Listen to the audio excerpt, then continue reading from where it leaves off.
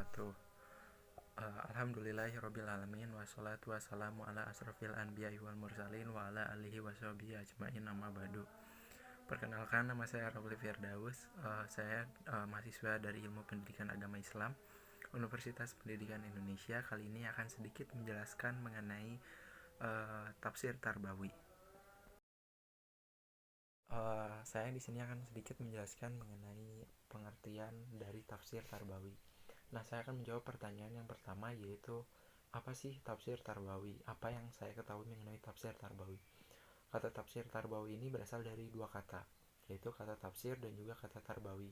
Kata tafsir ini secara etimologi berasal dari kata fasyara ataupun mengungkap dan menjelaskan, sehingga dapat diartikan sesuatu hal kegiatan yang berusaha menjelaskan, mengungkap, dan memperlihatkan sesuatu hal yang masih kabur, samar, ataupun tidak jelas.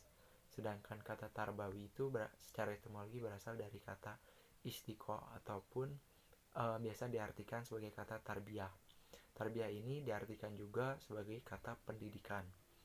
Nah, banyak sekali pendapat mengenai kata tarbiyah ini. Salah satunya dari Muhammad Jalaluddin. Muhammad Jalaluddin itu berpendapat bahwa tarbiyah itu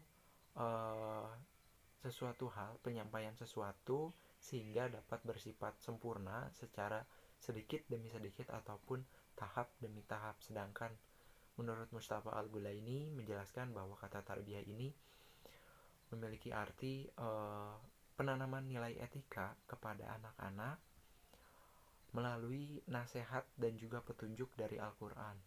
Namun banyak juga para ahli yang mengartikan bahwa kata tarbiyah ini yaitu mengartikan suatu kata dari perkembangan dan juga pertumbuhan, dan dapat diartikan bahwa tafsir Tarbawi adalah suatu ilmu tafsir yang menitik beratkan pada ilmu tarbiyah ataupun pendidikan dalam membangun peradaban yang baik dan bagus gitu, sesuai dengan petunjuk dan juga spirit dari Al-Quran itu tadi.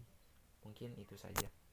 Selanjutnya yaitu pendekatan dalam tafsir Tarbawi. Dalam tafsir Tarbawi ini terdapat dua pendekatan. Yang pertama yaitu pendekatan retorik, yaitu pendekatan yang menggunakan pengaplikasian dan juga penjelasan dari kalimat-kalimat dalam Al-Quran. Jadi hal-hal yang ingin ditafsirkan itu dalam Al-Quran itu digunakan pendekatan dalam hal pengaplikasian kalimat dan juga kata.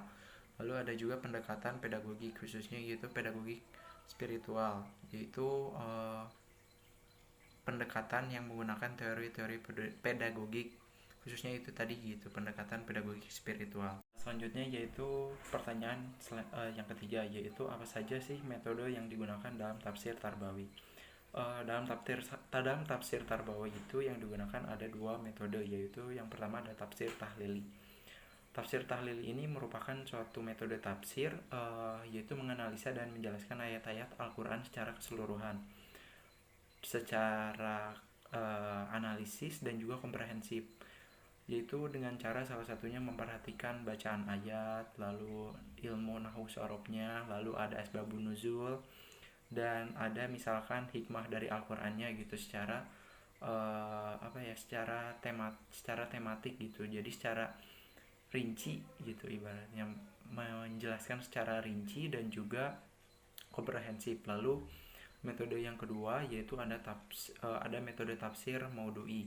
Jadi dalam metode tafsir maudhu'i ini dikumpulin gitu ayat-ayat Al-Quran yang sama-sama memiliki arti gitu, baik dalam hal judul maupun maksud tujuan diturunkan ayatnya itu tadi. Jadi intinya gitu dalam tafsir Tarbawi ini ada dua, yaitu ada metode tafsir tahlili atau analit atau tematik gitu, bisa dibilang tematik, dan yang kedua yaitu maudhu'i yang bisa disebut juga metode tafsir komprehensif gitu atau membandingkan, seperti itu. Baik, selanjutnya yaitu ada beberapa kata yang dikonotasikan sebagai bentuk kata-kata pendidikan gitu dalam Al-Quran, yaitu ada beberapa macam. Contohnya ada tarbiyah, ada talim, ada tajkiyah, ada ta'dib, lalu ada juga tadib gitu. Sedangkan di sini saya hanya akan menjelaskan beberapa saja. Contohnya seperti kata tarbiyah. Kata tarbiyah ini diindikasikan atau diartikan sebagai kata pendidikan gitu. Seperti yang dijelaskan dalam beberapa ahli bahwa tarbiyah ini mengindikasikan yaitu suatu penanaman sikap etika kepada anak-anak sehingga dapat menciptakan akhlak yang baik gitu sesuai dengan Al-Quran dan hadis, tuntunan Al-Quran dan hadis. Lalu ada juga kata ta'lim. Kata ta'lim ini berasal dari kata ilmu atau alimu gitu. Banyak para ahli yang menjelaskan bahwa pada saat Nabi Adam diajarkan oleh Allah, pada saat itu juga keluar kata-kata ilmu menjadi alimu atau. Nah, jadi kata ilmu ini memiliki arti yaitu mengetahui, sehingga ada juga yang berpendapat bahwa ta'lim ini atau alimu ini dapat diartikan sebagai suatu proses dalam mencapai pengetahuan atau tahu gitu. Seperti itu. Jadi dalam Al-Quran ada banyak sekali konteks kata-kata yang dekat dengan kata pendidikan seperti tarbiyah, ta'lim, ta'dib gitu. Namun dua diantaranya yang saya jelaskan itu seperti tarbiyah, pendidikan, dan ta'lim itu sama-sama gitu mencirikan sebagai bentuk pendidikan. Yang satu tarbiyah itu bentuk pendidikan, lalu yang kedua ada ta'lim yaitu artinya yaitu ilmu atau alimu yaitu mencari ilmu seperti itu. Selanjutnya yaitu pertanyaan terakhir, bagaimana cara menafsirkan ayat-ayat Al-Quran sehingga dapat sesuai dengan pendidikan Islam. Dalam melakukan penafsiran terhadap Al-Quran, kita harus menguasai kaidah-kaidah bahasa Al-Quran gitu, sehingga dalam penafsiran tersebut tidak keluar dari konteks Al-Quran tersebut gitu, kandungan Al-Quran, dan dapat melakukan penafsiran secara benar. Selain itu juga ada beberapa metode yang harus dikuasai atau beberapa langkah dalam menafsirkan ayat Al-Quran. Yang pertama yaitu menghubungkan ayat dengan ayat, karena ada beberapa ayat yang hanya bersifat ringkas sehingga penjelasannya itu harus dihubungkan dengan ayat yang selanjutnya. Lalu yang kedua yaitu menghubungkan ayat dengan as-sunnah dan juga hadis.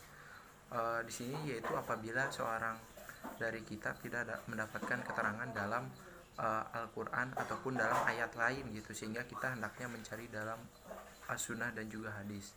Lalu mengetahui asbabun nuzul dari ayat tersebut.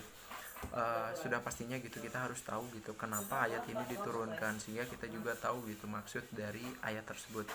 Lalu melihat keterangan dari para sahabat, karena para sahabat ini kan hidup pada zaman Nabi, sehingga mereka lebih tahu dan lebih mengerti mengapa Rasul mengeluarkan ayat tersebut gitu, penyebabnya apa. Lalu yang terakhir yaitu menguasai kaidah yang berlaku dalam bahasa Arab. Jadi walaupun kita menggunakan bahasa Arab, kita harus mengetahui kaidah-kaidah apa saja yang digunakan dalam bahasa Arab itu, dan juga menguasai metode-metode dari kitab-kitab tafsir yang lain, sehingga dalam melakukan penerjemahan suatu ayat tadi perlu memperhatikan mengenai lafaz ayat sehingga tidak meleset dalam mengartikannya itu tadi gitu, dalam menerjemahkan Al-Quran. Selain itu juga dalam mengandalkan penguasaan bahasa Arab juga harus menguasai juga ilmu tafsir lainnya. Jadi dalam menafsirkan ayat tersebut gitu kita harus banyak sekali yang harus diperhatikan seperti asbabun nuzul, ilmu sorof, nahwu sorofnya gitu, pendapat para sahabat, lalu ahli as-sunnah juga seperti itu, sehingga dalam pengaplikasiannya dalam penerjemahan tafsir Syarbawi tersebut dapat baik dan benar dan terhindar dari kesalahan.